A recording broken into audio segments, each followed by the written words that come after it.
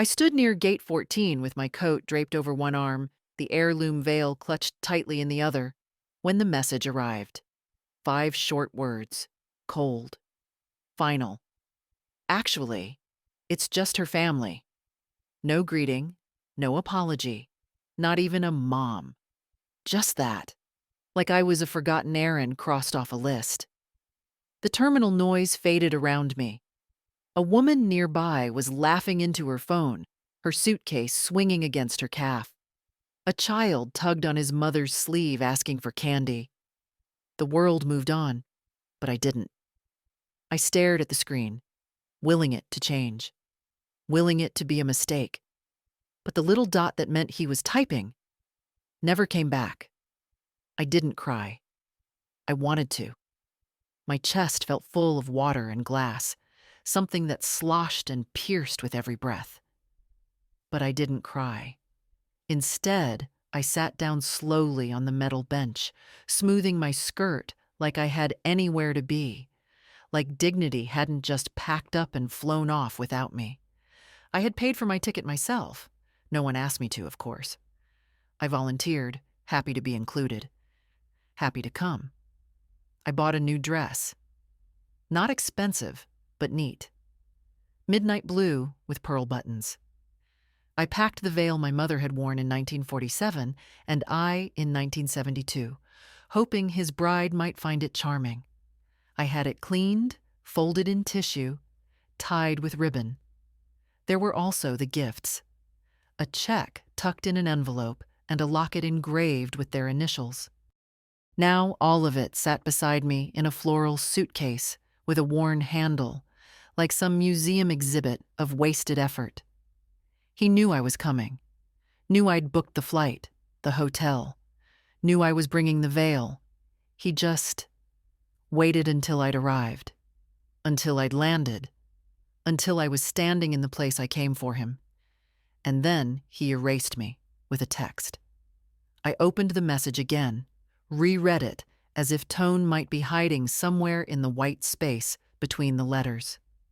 It wasn't. It was what it was. I zipped up my coat and rose, holding myself straighter than I felt. Maybe someone was watching. Maybe the universe was. And I was not about to let it see me crumble. The taxi line was short. The driver, a young man with tattoos curling out from under his sleeves, barely looked up when I gave him the name of a hotel I'd picked because it looked clean and quiet. He asked if I was in town for the wedding. I smiled tightly. Not anymore, I said. The ride was silent after that. The city rolled by with its palm trees and perfect skies, nothing like Minnesota. Too bright for a day like this. Too beautiful to fit the hollow I felt inside. At the hotel, I checked in, tipped the bellboy, though I usually never did, and stood in the room for a long time, not moving. The window looked out over a parking lot and a strip mall with a pharmacy and a frozen yogurt shop. Not the view I'd imagined when I'd booked it. I unpacked the veil first, laying it gently on the bed like someone fragile and asleep. Then the locket. Then the card. I placed them in a row, like evidence in a case no one would prosecute. And then I sat in the armchair by the window and stared. He wasn't always like this. That's the thing. He used to cry when I dropped him off at kindergarten.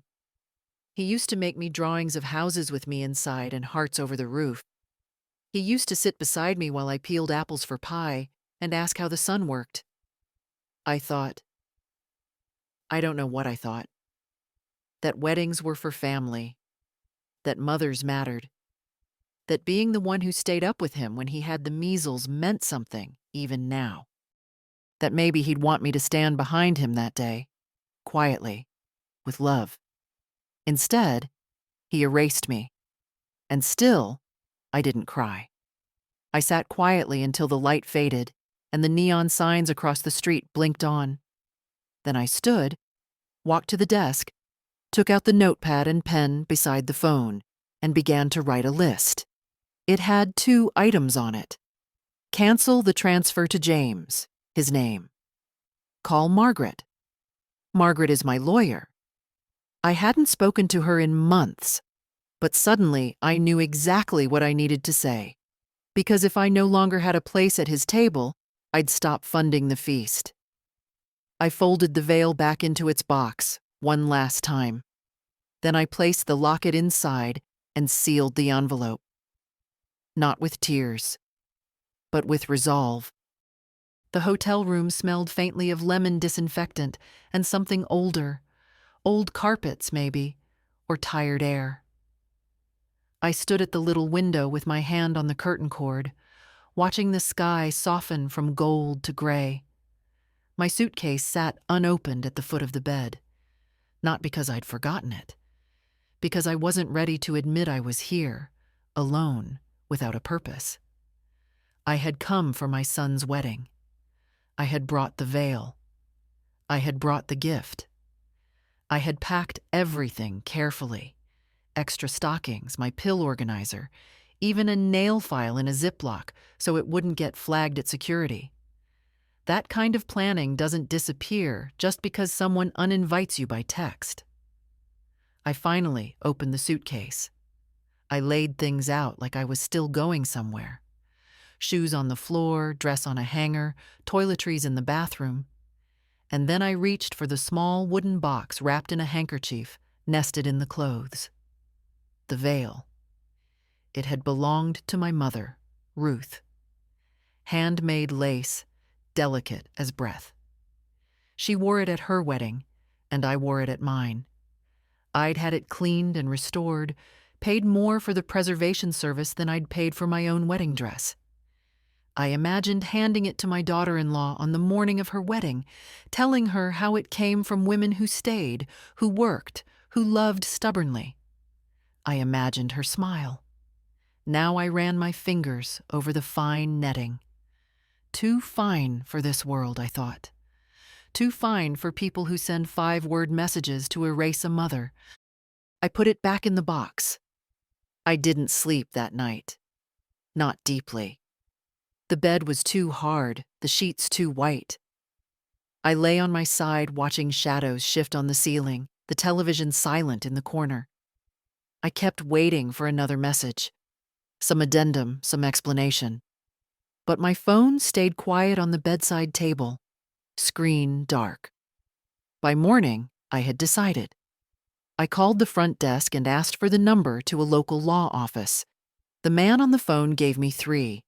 His voice chipper in that way hotel clerks are trained to be. I thanked him and chose the second number on the list, just because it sounded like the kind of firm that didn't hang up on old women. They could see me that afternoon. I confirmed the time, dressed with care, and packed the veil back into the box one final time. I left it on the desk with a note. Do not disturb. I'll be back. But I didn't take the gift envelope with me. That one went into my purse. I wasn't done deciding what to do with that. The law office was in a beige building next to a dry cleaner. It didn't look like much, but the woman who met me in the waiting room had silver hair and the kind of direct gaze I trusted. Ms. Whitney, she said. I'm Anne. I need to update my will, I said, without preamble, and establish a trust. Anne nodded, not asking why. She took me to her office and poured me a glass of water. I liked her already. I want to remove my son, James Whitney, as beneficiary, I said. Entirely. And I want everything to go to my granddaughter. She raised an eyebrow slightly. May I ask why? Because she's the only one who's never lied to me, I said. And because I won't leave my life's work to a man who deletes his mother like a spam email. Anne didn't react with surprise or sympathy, just made notes. Does your granddaughter have a legal guardian? She's 18, college freshman, brilliant. Then it's simple, she said. We'll draft a will and a living trust. Do you have any specific terms? Yes, I said. She can't touch a penny until she turns 25, unless it's for education, healthcare, or buying her first home. Very reasonable. She's kind, Smart, but she's young. I want to give her help, not ruin her." Anne looked up at me and smiled. "You're not ruining anyone, Ms. Whitney. You're restoring balance." It took 2 hours. When I left, I had a folder with copies and a business card. I didn't feel triumphant. I didn't feel anything. Just calm. Like I'd finally stopped waiting for someone else to do the right thing. Back at the hotel, the sun was beginning to set again. Another perfect California sky. I sat in the same chair by the window, but something was different. The veil was still on the desk. I didn't move it. Instead, I picked up my phone and texted my granddaughter, Clara. "Sweetheart, are you free for lunch tomorrow?" She answered within 2 minutes. "Of course I am, Grandma. Where should I meet you?" And just like that, I wasn't uninvited from everything. Just from one wedding. Clara had her father's eyes. That was always the first thing people noticed. Wide-set, dark, thoughtful. But where his had grown guarded with age, hers were open, searching. The kind of eyes that waited for answers instead of shutting down the questions. She met me at a little cafe 3 blocks from the hotel, wearing jeans and a white blouse, her hair pulled back in a braid like she had when she was 10. She hugged me the moment she saw me. "You look beautiful," she said. I nearly said, "Don't lie," but stopped myself. Let her say it. Let her mean it. I'd spent too many years brushing off kindness, as if it had an expiration date. We ordered sandwiches and iced tea, and then she leaned forward and asked quietly, "Grandma, what happened?" I took a long sip of tea. "Your father decided I wasn't invited, that's all." Her brows knit. "But he said you weren't feeling well, that you might not fly." I smiled sadly. "Did he? That's generous of him." She looked down, fiddling with her straw wrapper. "He didn't say much, actually. Just that the wedding was small, that it would be mostly her family." "Well, that part's true," I said. "It was all her family. By design." She looked up, face tight, with something between worry and shame. "He shouldn't have done that." "No," I said softly. "He shouldn't have." I didn't tell her how it felt in the airport, how my knees went a little weak reading that text. I didn't describe the silence in the room, the weight of the heirloom veil still folded in its box. Some things weren't meant for grandchildren to carry. "Can I ask you something?" Clara said. "What happened between you two? You and Dad?" I leaned back, the question sinking deep. What happened? As if it were one thing, a single moment, a clean fracture. But it wasn't. It was 1,000 small things, over years, like standing in the ocean and slowly realizing the tide is pulling you out. "He changed," I said finally. "College changed him. Or maybe life did. I don't blame him for growing. I blame him for turning his back." Clara didn't speak. She just listened. That alone meant more than she could know. "When your grandfather died," I said, "James came home for the funeral. He held my hand the whole time. Cried more than I did. He stayed for 3 days, and we cooked, and we laughed, and we remembered. And then he left. And with each visit after that, something closed off in him." I picked up my sandwich but didn't bite. "He married fast, moved west. Got a job, a house, a new circle. He stopped returning calls, sent gift cards for Christmas instead of coming home. And when I offered help, he took it, but always with a kind of silence, like he was doing me a favor by accepting it." Clara was quiet. "Did he ever say why?" "No, but I knew." "Knew what?" I hesitated. "That I embarrassed him." Her hand froze around her glass. "I was a public school teacher, not glamorous, not polished. I wore cardigans with loose buttons and brought Jell-O salads to potlucks. His wife's family, well, they come from money.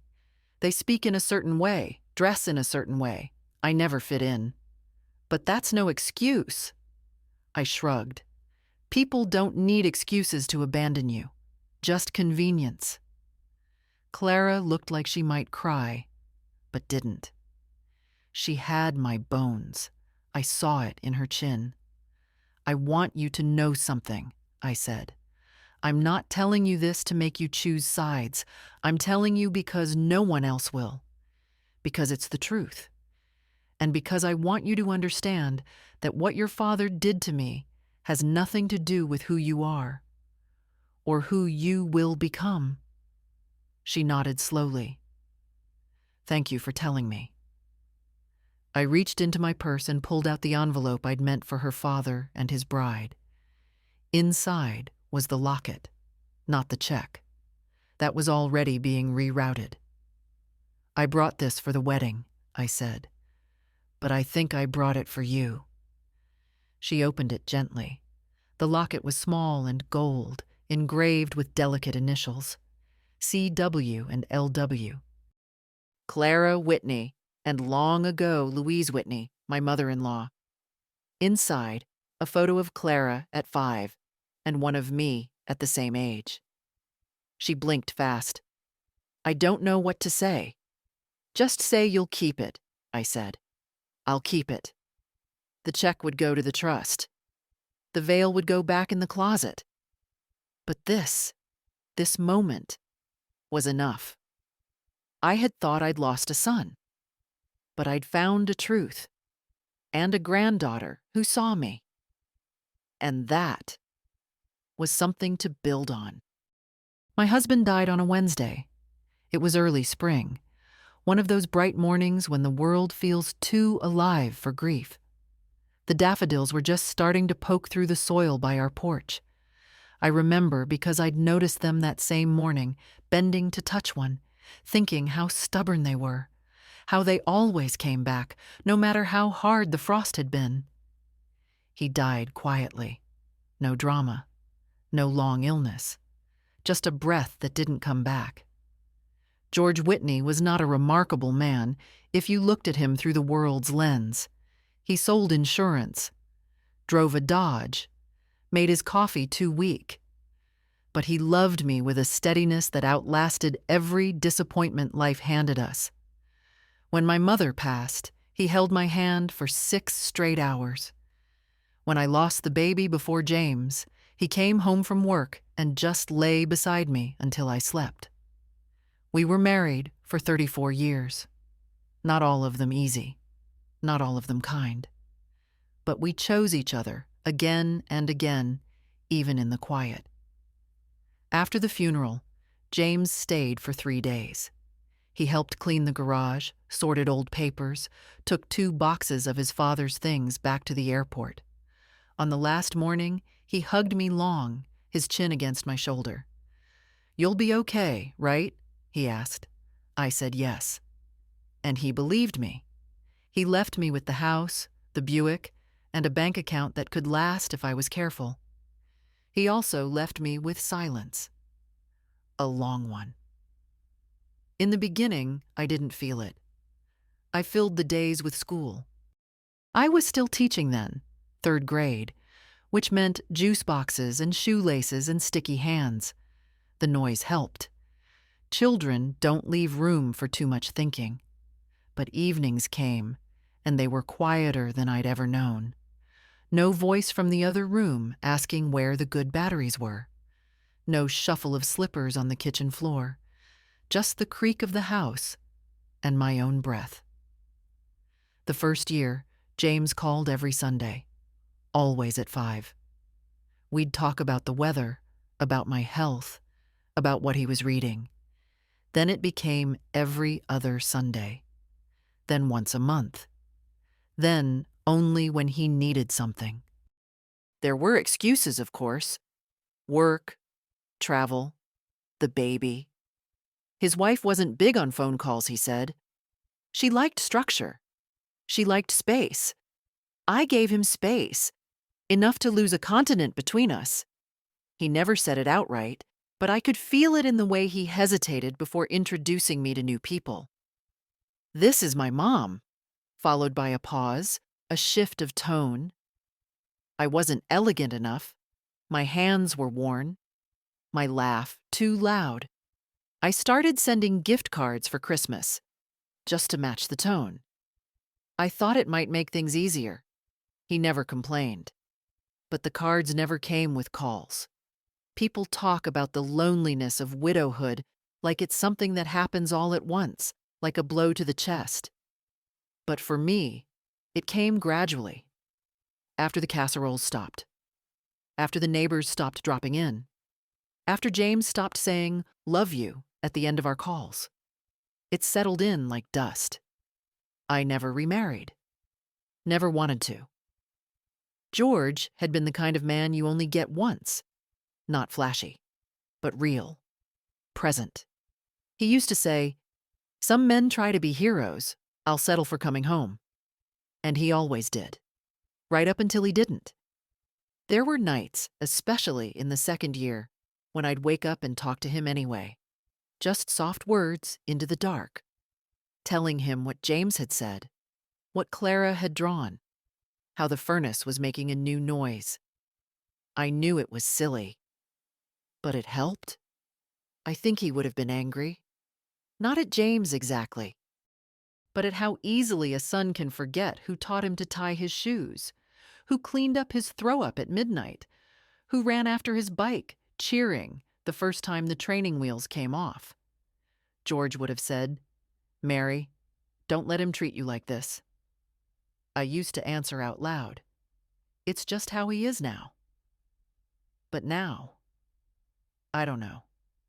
Now, sitting in this hotel room with the veil boxed up, the will rewritten, and Clara drinking iced tea with her knees curled under her like a girl half her age, I wonder if George was right. Maybe I let it go too long. Maybe I excused too much. But not anymore. There's a drawer in my kitchen back home that sticks on the left side. You have to tug a little, then it slides open all at once with a clatter. That drawer holds everything I thought I'd never need to reference again.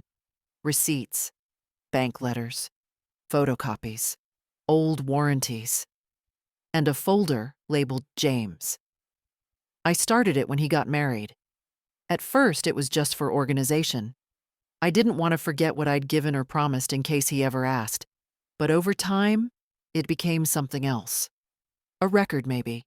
A quiet ledger of what it cost to stay in someone's life when love wasn't enough. The first paper is from 2003, a $12,000 check. Down payment for their first apartment. He said it would be temporary, just until they got on their feet. They moved out a year later, into a condo his in-laws helped finance. No one mentioned my part. Next is a credit card payoff. $6,800. He'd lost his job. Said the bills were piling up. I remember sitting at my kitchen table, reading his email twice before calling the bank. I told him not to worry. Mothers don't let their children sink, not if they can help it. Then came the baby. Clara, my shining light.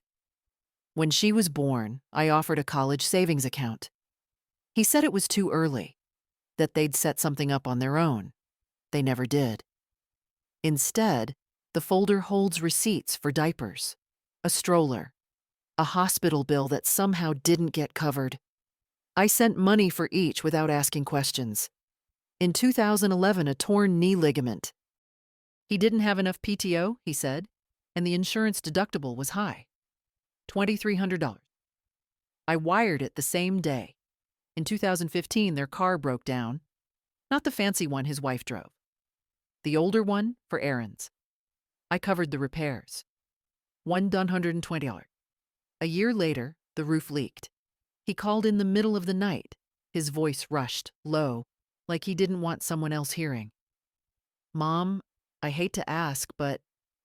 He didn't hate it. I wired $8,000 that morning. In total, the folder holds records of $57,000 over 20 years, not counting gifts. not counting flights to visit, not counting the groceries I stocked in their kitchen when they were tight that month, not counting the coat I bought Clara every winter until she was 17, not counting the new laptop I mailed when he said hers broke and they couldn't swing it right now. It's not about the money. It never was. If he'd said thank you, if he'd looked me in the eye and called me just to talk, it would have balanced. But somewhere along the way, it stopped being help and became expected. A quiet tax on motherhood. I didn't notice the shift at first. The first 5 years, every dollar felt like a hug from afar. But eventually, the calls came only when something was needed. And the warmth dried up. The gifts went unmentioned. The deposits unacknowledged. Last year, on his birthday, I mailed him a check. Just a gesture. He cashed it the next day. He didn't call. He never did. The last paper in the folder is from 4 months ago. A transfer of $3,000 for incidentals ahead of the wedding. Florals, deposits, whatever she needs, he'd said. I sent it that same afternoon. Of course I did. I was thrilled to be included. Thrilled to be invited. Funny, isn't it? How much I paid to be disinvited. I looked over the papers one last time before my trip. I'd pulled them out to remind myself that I wasn't imagining things, that the distance between us wasn't just emotional, that I hadn't dreamed the neglect. It was there in black and white. They say love doesn't keep score. Maybe it shouldn't, but dignity does. That first night in the hotel was the longest one I'd had in years, longer than the night George died, longer than the night Clara was born and no one thought to call. The air conditioner buzzed quietly, and the glow of the television cast shadows on the wall, even though I hadn't turned it on. I couldn't bring myself to. The silence felt more honest. I'd unpacked everything, though there was no point. The dress I'd brought hung limply in the closet, untouched. Simple, navy, with a little lace at the collar. I'd picked it because it reminded me of something my mother once wore. Modest, elegant, timeless. It was supposed to be the dress I watched my son marry in. Now it looked like a garment abandoned at a thrift store. The veil lay boxed beside the bed. I couldn't bring myself to put it back in the suitcase. It deserved more than zippers and nylon linings. It had survived generations, and I had brought it here with hope. I made myself a cup of tea using the tiny coffee maker in the corner, the kind of tea that tastes like cardboard and regret. I sat by the window, the cup warm in my hands, watching the cars move in and out of the parking lot below. Somewhere out there, perhaps only a few miles away, my son was laughing, probably finishing his rehearsal dinner, surrounded by people in cocktail dresses and linen shirts, drinking wine paid for by someone else. I wondered if he thought about me at all, if he felt the absence, or if he was relieved. That was the cruelest part, not the exclusion itself, but the possibility that it hadn't even hurt him to do it. I looked at my phone. No new messages, no call to explain, no apology. Just that one 5-word dismissal hours ago. Still there? Still unread? Still permanent? I opened a blank note on the screen. I started to type. Dear James. Then stopped. What could I say that I hadn't already tried to show? I loved him. I raised him. I never asked for much. And still, he pulled away. Instead, I opened the photo gallery. Scrolled through old pictures. Him in kindergarten, tooth missing, face lit up with mischief. Him at 12, in a scout uniform, saluting crookedly. Him holding Clara in the hospital, pride and fear warring on his young face. And then, fewer photos, longer gaps, fewer smiles meant for me. I didn't cry. I expected I would, but the tears didn't come. It wasn't sorrow I felt. It was something deeper, heavier, a kind of quiet realization that maybe this wasn't a sudden cruelty, but the final confirmation of a slow departure. And then something happened. Somewhere around midnight, as I sat in that stiff chair in the strange room, I felt a shift. It was small, not loud, not brave, just a quiet thought. Maybe this was a blessing. If I hadn't come, I might have gone another year pretending things were fine, sending money, waiting for phone calls that didn't come. Maybe this cruel, sharp moment, was the clarity I needed. Because something inside me had started to whisper what George might have said if he were here. Mary, you have a life too. It startled me, that voice. So calm, so clear. I poured the cold tea down the sink and washed the mug. I pulled the extra blanket out of the closet and folded it neatly at the foot of the bed. I brushed my teeth, changed into my nightgown, and smoothed out the comforter with both hands like I used to at home. And then I crawled into bed alone, not because I was forgotten, but because I had remembered something. I belonged to myself. I always had. And if no one else would honor that, then I would. Clara called me the next morning.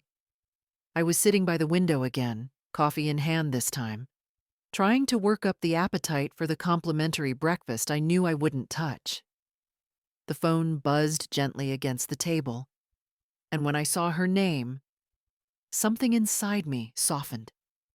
At least someone still thought of me first thing in the morning. "Grandma," she said, her voice tight. "I just heard. Dad didn't invite you?" I closed my eyes for a moment. "No, sweetheart. He didn't." There was silence on the line, but not the kind that happens when someone doesn't know what to say. It was the kind that fills with disbelief, with anger. I knew that silence. I'd lived inside it for years. I don't understand," she said finally. "He told me it was just going to be a small ceremony, family only. I assumed you were flying in early. I thought you were part of that." "I was," I said gently. "In my mind, I was." "Why didn't you say anything yesterday at lunch?" she asked. "Why didn't you tell me?"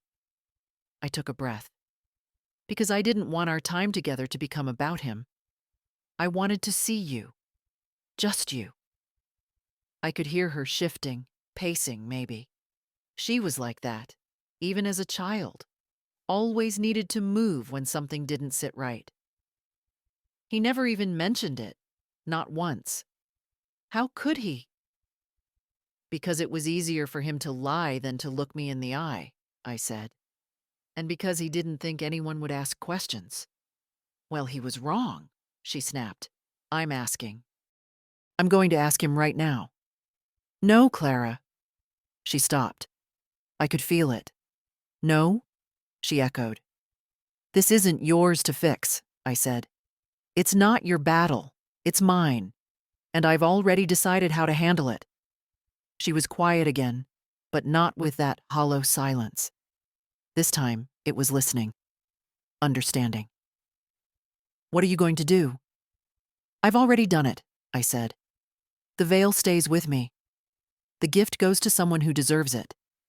And my money, Clara, my name, my legacy, it won't go where I'm not welcome." "You rewrote your will." "Yes." "And the trust?" Her voice was careful now, soft. "It's yours," I said. "Not because you asked, not because you're blood, but because you've never treated me like a burden." I could hear her breathing through the line. "Grandma," she whispered. "That's too much. I don't need—" "I know you don't," I said. "That's the point. You've never once made me feel like I owed you anything. That's why I trust you with it." She didn't speak for a long while, and when she did, her voice was steady, but thick. "I'll make you proud. You already do." A knock sounded at her end. Someone calling her, probably. Her father, I guessed. "I have to go," she said. "But can I see you again? After the wedding?" "I'd like that." "No," she said firmly. "I mean it. I want to stay close. I want to know you, really know you." And that, after everything, was the gift I hadn't dared to hope for. After we hung up, I sat still for a long time. The coffee had gone cold again. The world outside was waking up. Somewhere, James was tying his tie, checking his reflection, making jokes about florists running late. And he had no idea that his daughter had just stepped quietly away from the narrative he'd written. No rebellion, no scene, just a quiet, clear step. And maybe that was enough. The call to the bank wasn't impulsive. It was deliberate, measured, like setting down a heavy box you've carried too far for too long. I waited until mid-afternoon, when I knew the lines would be quieter. I'd checked the time difference. Minnesota was 2 hours ahead, and dialed the number printed on the back of my debit card. Not the mobile app, not the website. I wanted to speak to a person. I wanted to hear it said aloud. "Thank you for calling Northern Prairie Bank," the woman chirped. "This is Rachel. How can I assist you today?" "My name is Mary Whitney," I said. "I need to review and cancel all scheduled external transfers from my accounts, and I want to revoke a linked authorization." There was a short pause. I could hear her typing. "Certainly, Mrs. Whitney. I'll just need to verify a few details before we begin." I answered her questions without hesitation. Birth date. Last 4 digits. My childhood pet's name. Samson. A Labrador, loyal to the end, unlike some. Once I was verified, her tone shifted slightly, more respectful. "I see there are currently 3 scheduled recurring transfers. One to a James Whitney, monthly, for $850. One quarterly for $2,000 labeled household support, and one annual disbursement of $5,000 set for next month. I want them all canceled," I said. "Permanently?" "Yes, and I'd like to revoke any access he has to view or request changes to my account." Rachel hesitated.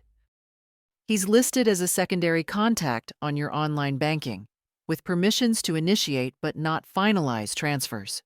We can remove that access immediately." "Do it." She typed again.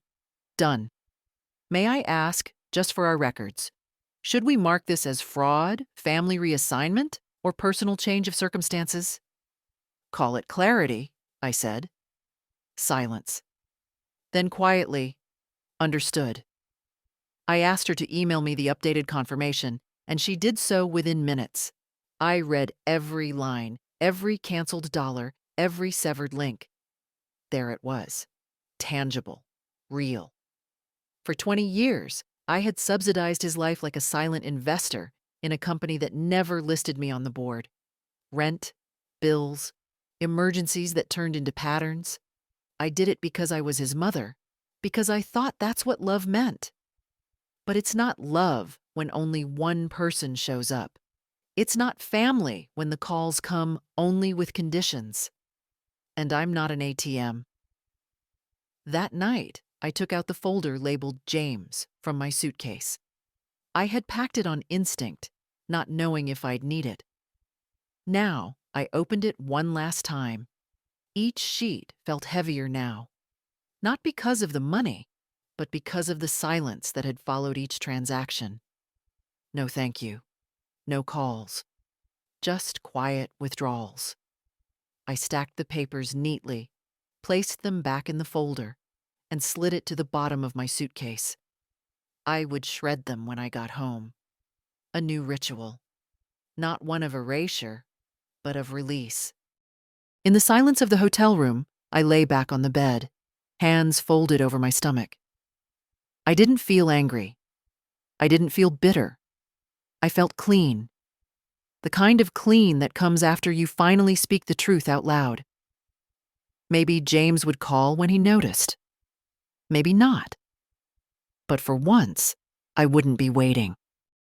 The next morning, I walked, not because I had somewhere to be, not because anyone expected me, but because the air felt good on my skin and I needed to remember what it meant to move without purpose, just for the sake of feeling alive. The hotel was near a small downtown square, the kind with benches and old trees that had survived half a dozen sidewalk renovations. I passed a bookstore with a wooden sign that creaked gently in the breeze. A woman my age was arranging paperbacks in the window, humming to herself. Across the street, a little boy tugged at his father's hand, pointing at something in the bakery window. The father bent down, nodded, laughed. They walked in together. I stood watching them longer than I meant to. Years ago, that had been me and James. A cold day in Minneapolis, a coffee shop on Hennepin Avenue. He was 4, wanted a cinnamon roll bigger than his face. I said no. He pouted. I caved. He licked the frosting first, and we both laughed when it stuck to his nose. I hadn't thought about that moment in years. The ache surprised me, not because it was painful, but because it wasn't. It was warm, a good memory, untainted. There were so many of them, scattered like pennies I'd forgotten I'd dropped. We'd had good years, before college, before pride, before the world started measuring people by polish and pocketbook. Maybe that was the hardest part, knowing the love had been real once, that it had eroded not because of hate, but because of distance and neglect. Like a house left unattended until the roof buckles and no one remembers how to fix it. I turned down a side street with blooming jacarandas. Their petals fell like violet confetti on the sidewalk. I picked one up, held it between my fingers. So fragile, so persistent. I passed a bridal shop. The mannequins wore gowns heavy with beading and illusion sleeves. In the center, a young woman in a pale green dress was adjusting the train of another, pinning the back. I watched through the glass. She wasn't my daughter-in-law, and that wasn't my veil. But for a moment, I let myself pretend. In another world, maybe I had helped her pick it. Maybe I'd sat in a chair in that same shop, clasping my hands in my lap, blinking back tears as she turned toward the mirror. Maybe she'd reached for me. Maybe she'd said, "Thank you for raising him." But we don't get to live in the maybes. We live in the day after. And in that day, I walked on. A bench under a tree called to me, and I sat down. Birds darted between branches overhead. A little girl ran by with a helium balloon, her grandfather trailing behind. He smiled at me, the kind of smile older people share with each other without needing names. A quiet, "I see you." I saw him too. The wind picked up a little, carrying the scent of bread from the bakery. My stomach growled, finally catching up to my freedom. I stood, dusted off my coat, and walked back toward town. I stopped in that bakery, bought a cinnamon roll. I told the woman behind the counter, "Make sure it's got too much frosting." She laughed. Back in the square, I sat again and ate slowly, tearing off pieces, watching the world pass by. No one knew me here. No one expected anything. And yet, for the first time in days, maybe years, I felt more seen than I had at any family gathering. Sometimes dignity doesn't come with grand statements or door-slamming ultimatums. Sometimes it's a woman eating a cinnamon roll on a bench, savoring her own company, while her bank account breathes free and her heart finally beats without apology.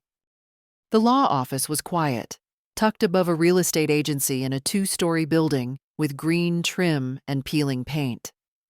No reception desk, just a brass plaque on the door. Chambers and Reed, attorneys at law. The kind of place that didn't waste money on appearance, and I liked that. Anne opened the door herself.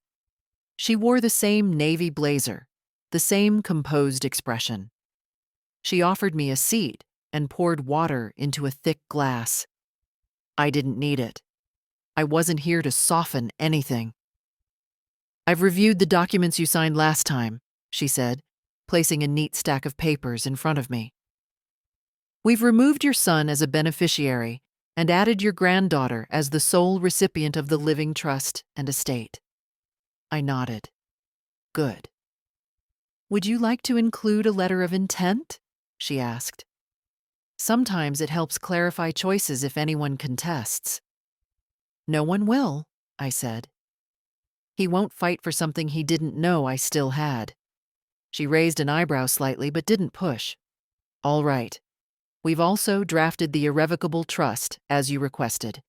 The terms specify access for education, housing, or medical expenses until age 25, after which Clara has full control."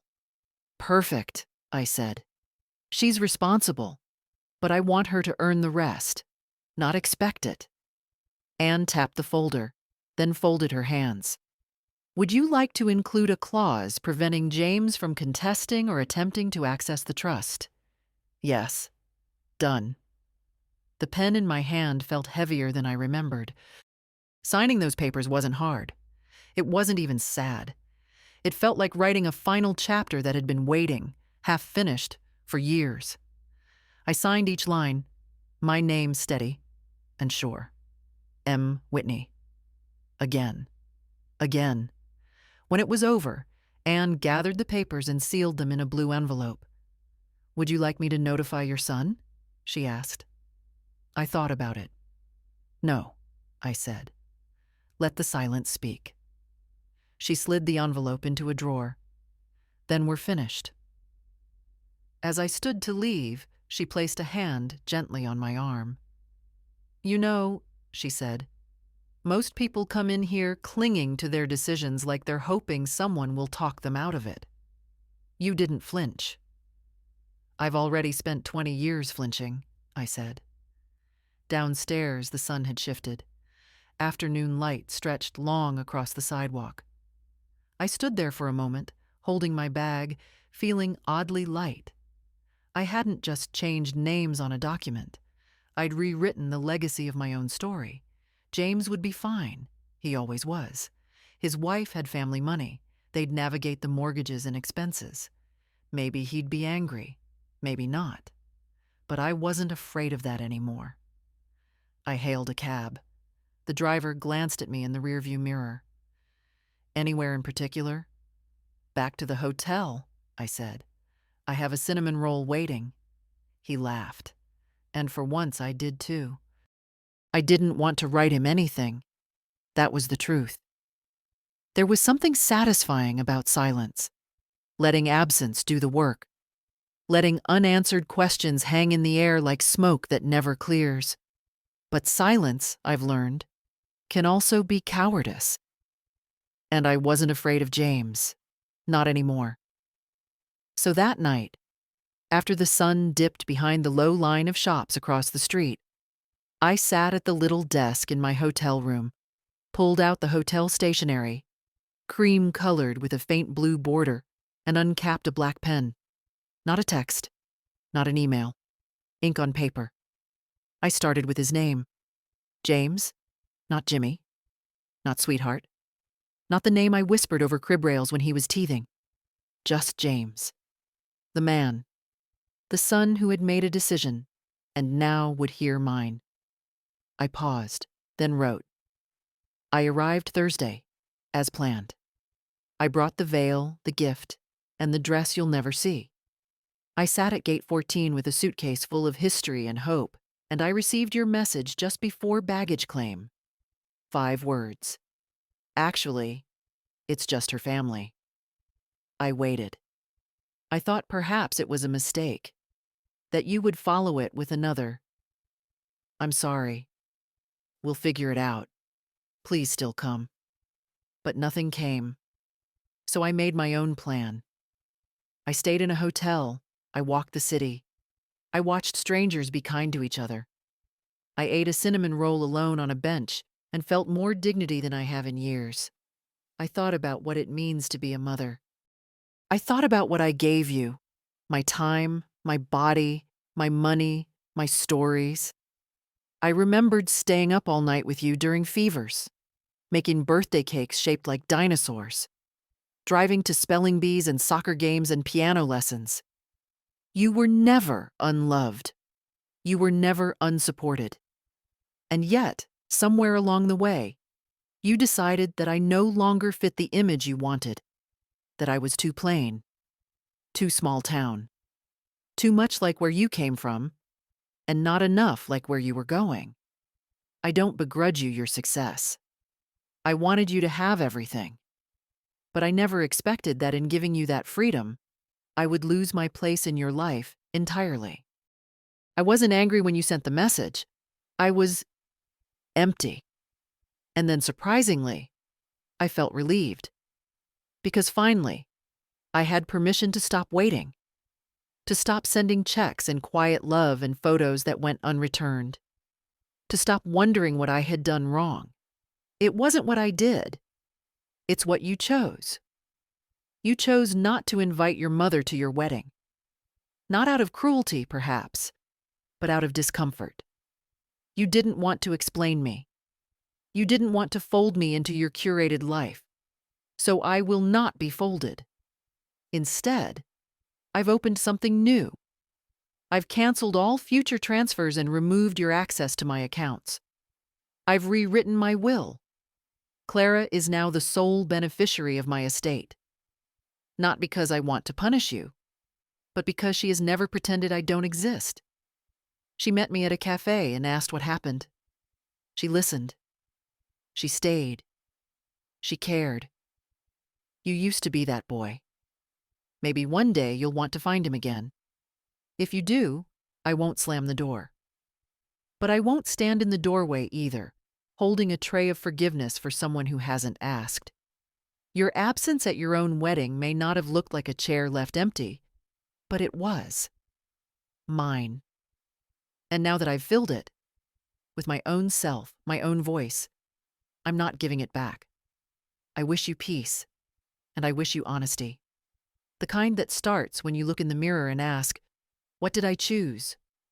Love, because I never stopped. Mom, I read it twice before folding it.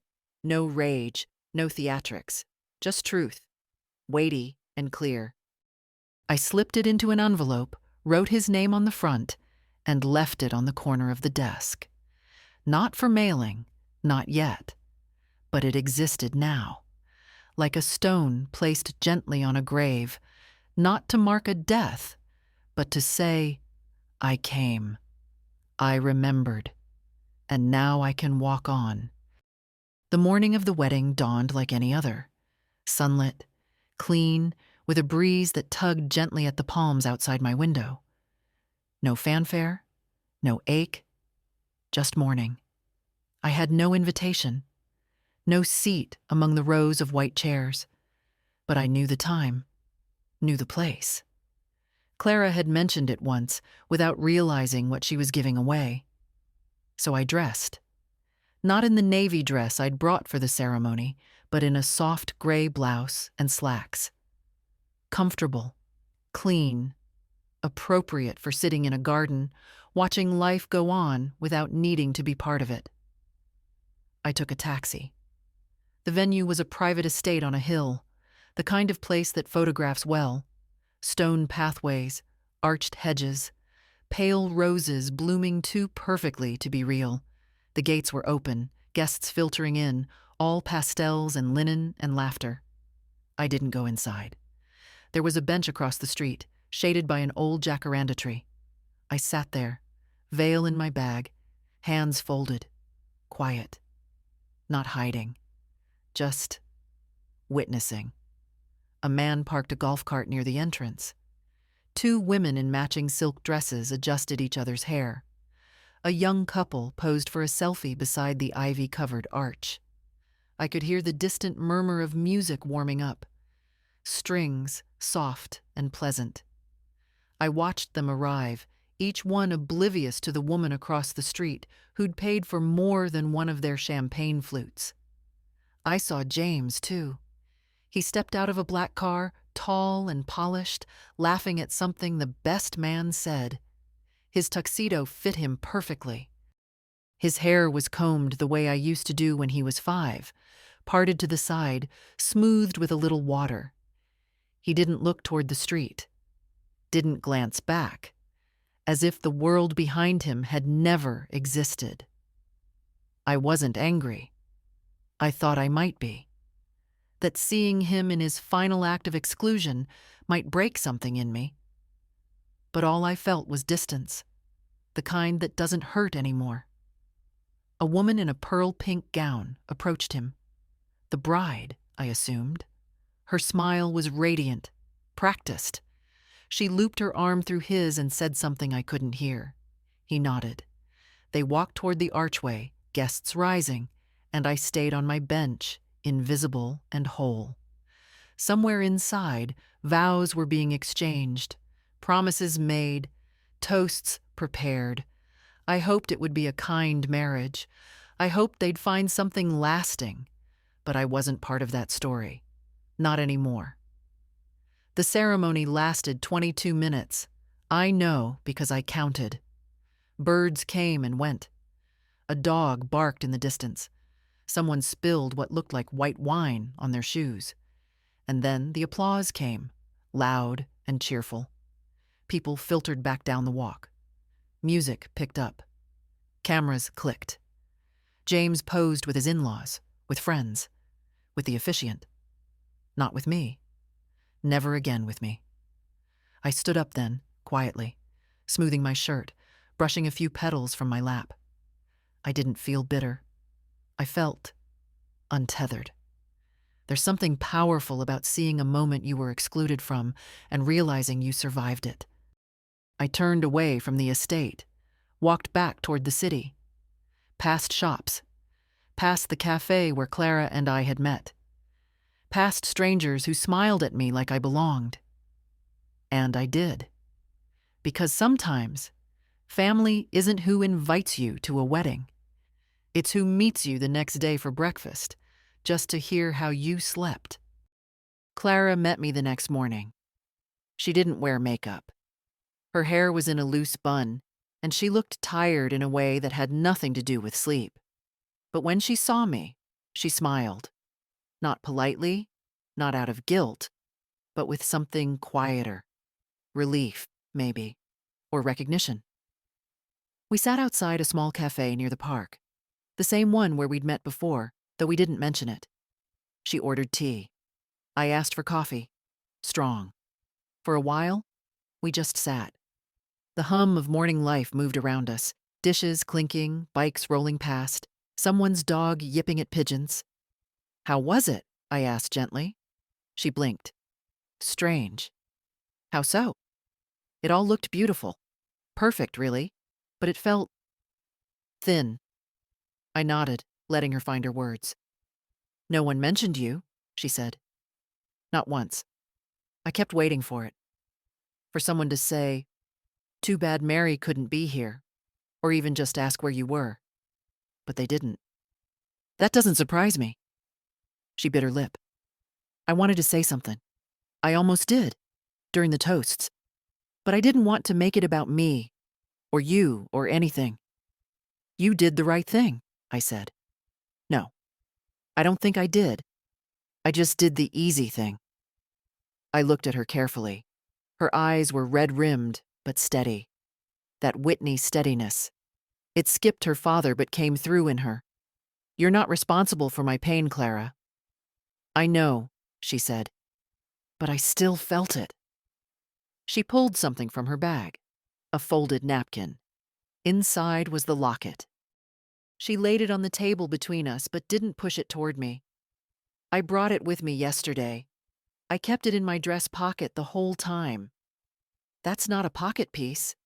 I know, she smiled, but it felt right, like I was carrying you with me. I touched the locket gently, then slid it back toward her. It's yours, I said. Not just to keep, to wear, to carry forward. She looked down at her tea. I think Dad knows I'm upset. He tried to joke with me last night, but I barely answered. You don't have to choose. But I already have, she said quietly. Not sides, just truth. I know who's honest with me. I know who sees me. I felt something shift in me then. Not triumph, not victory, just healing, like a door long swollen shut, finally creaking open. I wish I could promise it won't get harder, I said.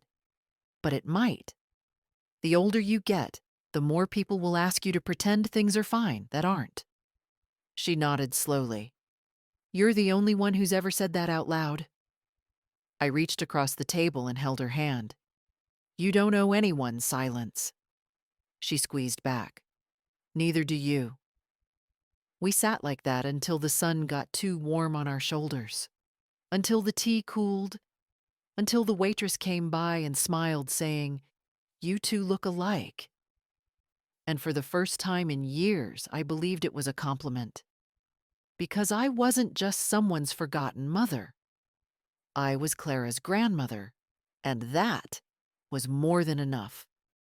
I flew home on a Tuesday. Same airline, same suitcase. But everything felt different. The air in the terminal didn't press against my chest like it had days before. My steps were slower, but steadier. I wasn't leaving anything behind. Not really.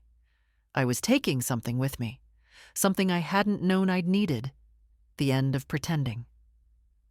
The flight was quiet, a few businessmen scrolling through slides, a couple with a toddler between them, dozing against each other's shoulders. I read a book I didn't finish, stared out the window, ordered tomato juice just to taste something real. The Minneapolis sky was soft and low when we landed, not dramatic, not cold, just honest, the kind of gray that asks nothing of you. A cab took me home. The driver didn't speak much, and I didn't fill the silence. The streets looked exactly as I'd left them. That was a comfort, not a disappointment. When I stepped through my door, the familiar creak greeted me like an old friend. The house smelled faintly of dust and lavender cleaner. Nothing had changed. And yet, everything had.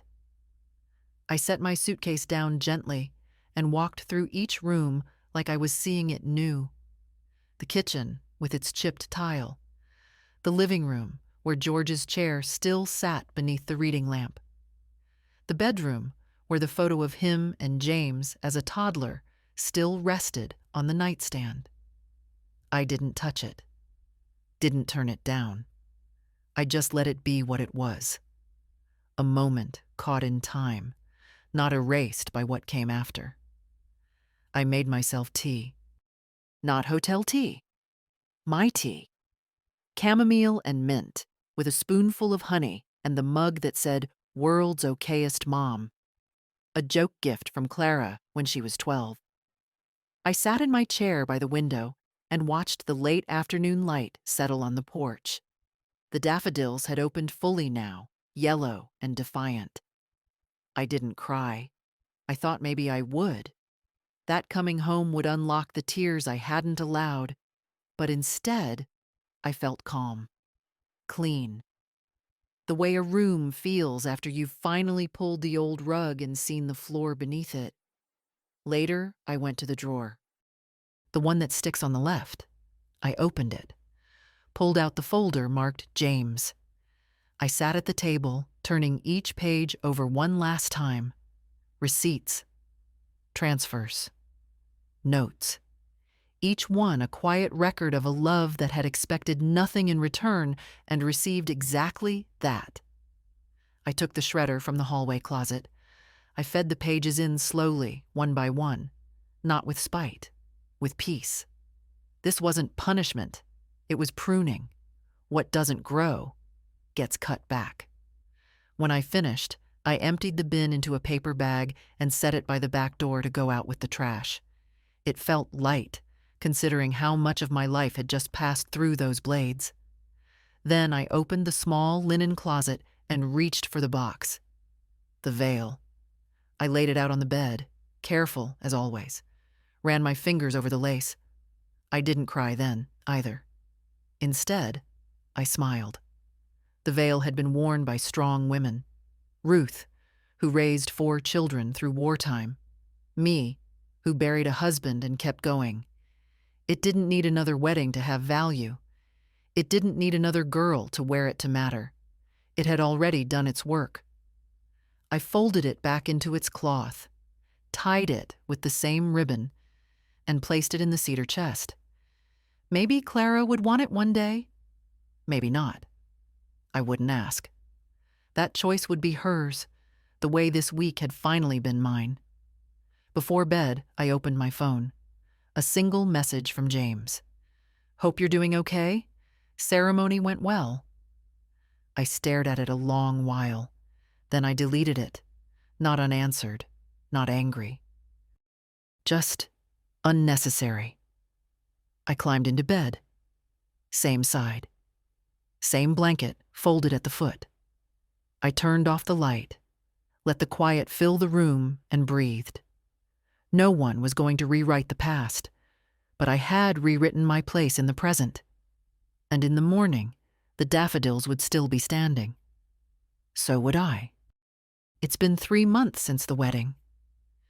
The seasons turned slowly here, as they always do. The trees shifted from pale green to that fuller, heavier shade they wear just before the heat sets in. My garden's blooming again. Lilacs this time, and some stubborn tulips I thought wouldn't return. I spend more time outside now, not to escape the house, not to busy my hands, just because the world feels gentler when I'm not trying to prove anything to anyone. I water the plants, watch the neighborhood kids ride their bikes too fast, bake small things no one asks for, and I rest. I rest in a way I hadn't realized I'd forgotten. Sometimes Clara calls.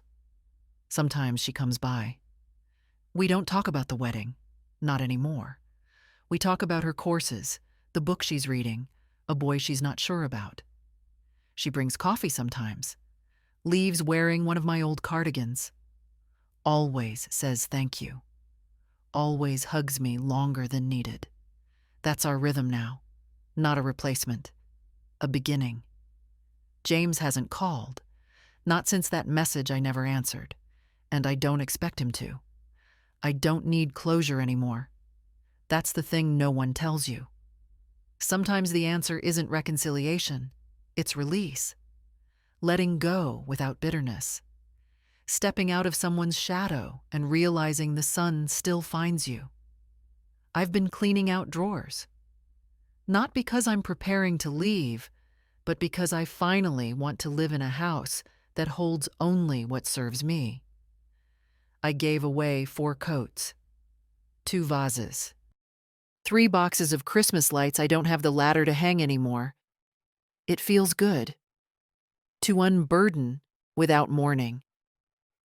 I found an old photograph yesterday. Me and James at the lake. He was maybe 9. I had a bandana around my hair and sunglasses too big for my face. He's holding a fish, grinning wide, his hand in mine. I didn't cry. I just looked.